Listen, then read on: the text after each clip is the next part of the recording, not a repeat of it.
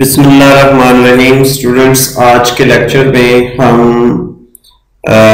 Reshaping tools की बात करेंगे। शेप टूल जो है, यानी जो हमने ऑब्जेक्ट्स बनाए थे अभी तक, जो परफेक्ट शेप्स बनाई थी, अब हम उनको मॉडिफाई करने जा रहे हैं, अपनी मर्जी के मुताबिक उन शेप्स को ढालने जा रहे हैं और देखेंगे कि कौन कौन से टूल्स जो हैं वो हमें इस सेंस में हेल्प करेंगे कि हम शेप्स को अपनी मर्जी के मुताबिक जो है वो ड्रा कर सके।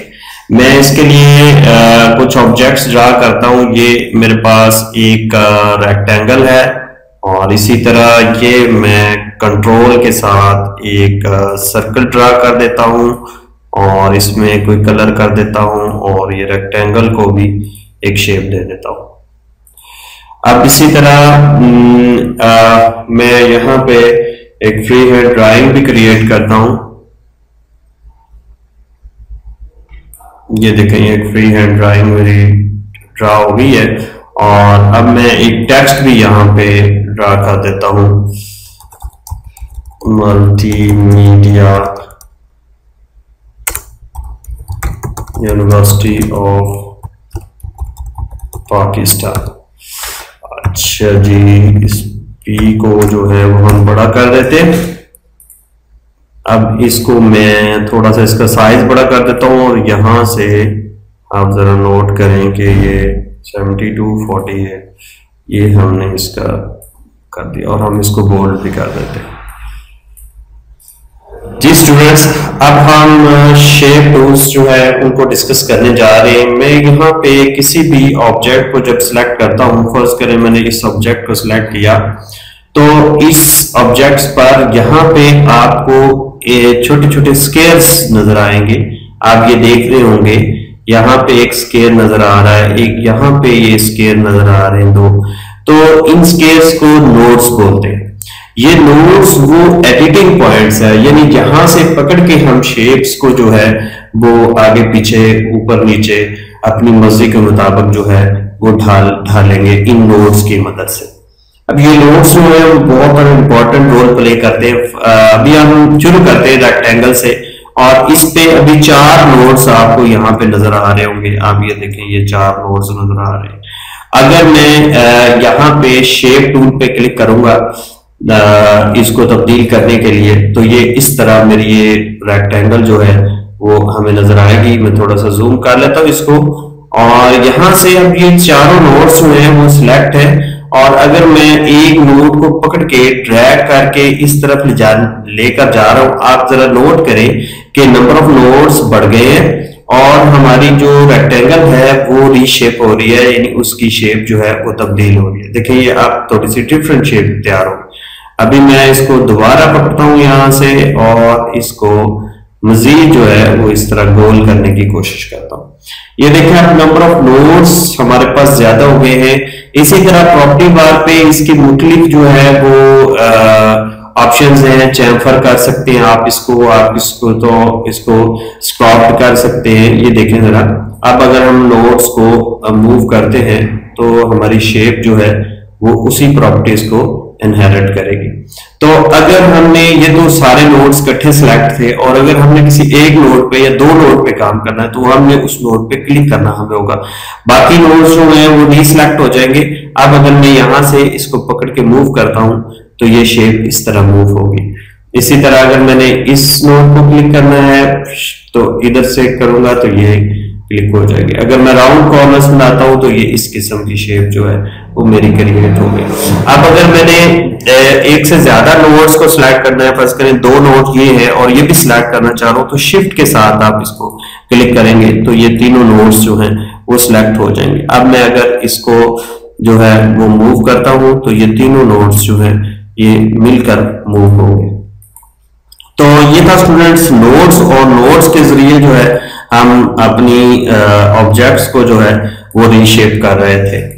तो अब आगे हम थोड़ा सा चलते हैं। अब हम सर्कल की तरफ आते हैं। सर्कल जो है वो इसी तरह मैं इसको सिलेक्ट करता हूं तो सर्कल सिलेक्ट हो गया और अभी मैं शेप टूल मेरा एनेबल है। अब सर्कल पे आपको सिर्फ एक नोड नजर आएगा यहाँ पे, यानी सर्कल पे जब हम काम करेंगे तो हम एक नोड पे, देखिए मैं इसको ड्रैग करके इस तरफ लेके आ रहा हूं, तो ये अब इस तरफ इस सर्कल को काट देगा, यानी पाई की शक्ल इख्तियार कर देगा। आपने आर्क बनानी है तो इसको यहाँ पे क्लिक करेंगे तो आर्क बन जाएगा। अगर फुल एलिप्स बनाना है तो इस तरह क्लिक करेंगे तो एलिप्स बन जाएगा। अगर मैं इसको लेफ्ट साइड पे मूव करता हूं तो ये देखिएगा जरा, ये इसको मैं पाई बनाता हूं, ये सिर्फ इस साइड, बाकी सारे एरिया को काट दी।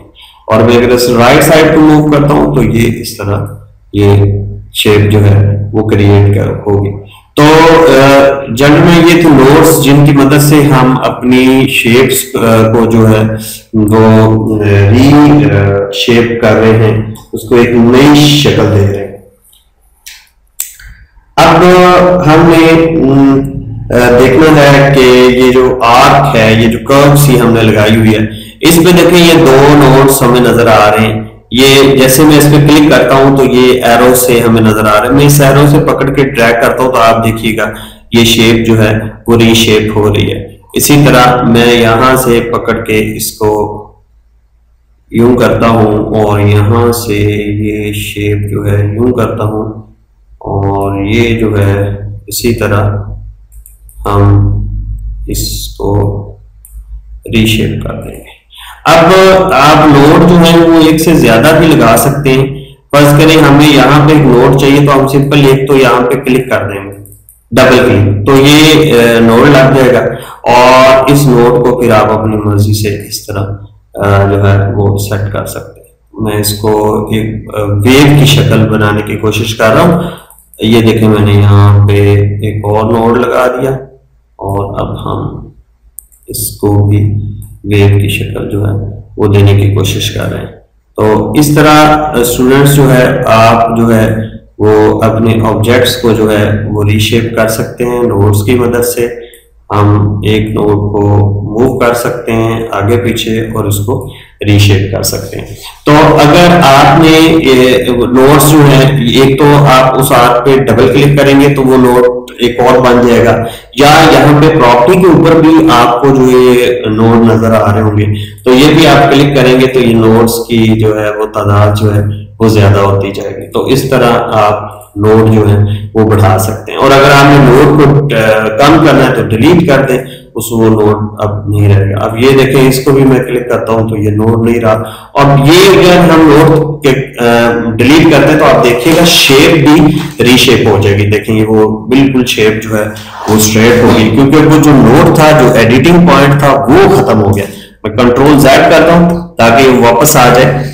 अब एक बात यहाँ पे नोट करने वाली है कि एक ऑब्जेक्ट पे जितने ज्यादा नोड होंगे उतना ज्यादा ऑब्जेक्ट वो जो है वो आपका रिफ्रेशिंग में टाइम लेगा, आपकी फाइल जो है हैवी हो जाएगी और उसको सेव करना जो है वो जब उसको सेव करेंगे तो उसकी फाइल साइज भी बड़ा होगा। तो अगर आप रिड्यूस करना चाह रहे हैं, फर्ज करें आपने यहाँ पे काफी सारे नोड्स लगा दिए हैं और आप विदाउट अफेक्टिंग द शेप आप नोड रिड्यूस करना चाह रहे हैं तो यहाँ पे रिड्यूस नोड्स की एक ऑप्शन है, इसको आप यूज करेंगे तो रिड्यूस नोड हो जाएंगे। अभी टोटल कितने नोड है इसमें, हम सिलेक्ट ऑल नोड्स, ये देखें सारे नोड सिलेक्ट हो गए और यहाँ पे स्टेटस बार बता रहा है कि सिलेक्टेड 13 नोड्स के 13 नोड्स जो हैं वो सिलेक्टेड हैं। अब हम रिड्यूस नोड पे क्लिक करते हैं तो अब ये देखें 12 रह गए। अभी हम और रिड्यूस नोड करेंगे तो ये जितना पॉसिबल होगा उतने नोड्स जो है वो रिड्यूस कर देगा without affecting the shape of your object. अब हम आगे चलते हैं, कुछ और ऑप्शंस देखते हैं। देखिए अब हम टेक्स्ट की तरफ आते हैं। टेक्स्ट को जब मैं क्लिक करता हूं तो टेक्स्ट पे भी आपको ये काफी सारे नोट्स जो हैं वो नीचे नजर आ रहे हैं, आप ये नोट करें।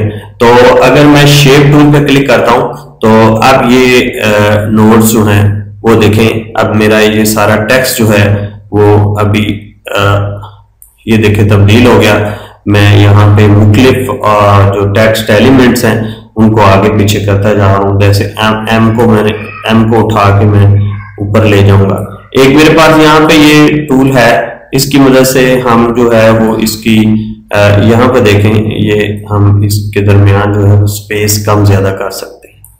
तो हम अभी बात कर रहे हैं नोट्स की, और नोट से हम एडिट करने की कोशिश कर रहे हैं। अभी ये फिलहाल हमारा टेक्स्ट ही है, यानी अगर हम इसको तब्दील भी करते हैं, नोट्स को पकड़ के आगे पीछे लेके जाते हैं मुख्तलिफ एलिमेंट्स को इस टेक्स्ट के, तो वो ये हमारा टेक्स्ट ही रहेगा। यानी टेक्स्ट का मतलब ये है कि यू कैन चेंज इस प्रॉपर्टीज लाइक, आप इसका जो है वो ये मैं इसको सिलेक्ट करता हूं और हम इसका जो है एरियल बोल्ड इसको कर देते हैं। अभी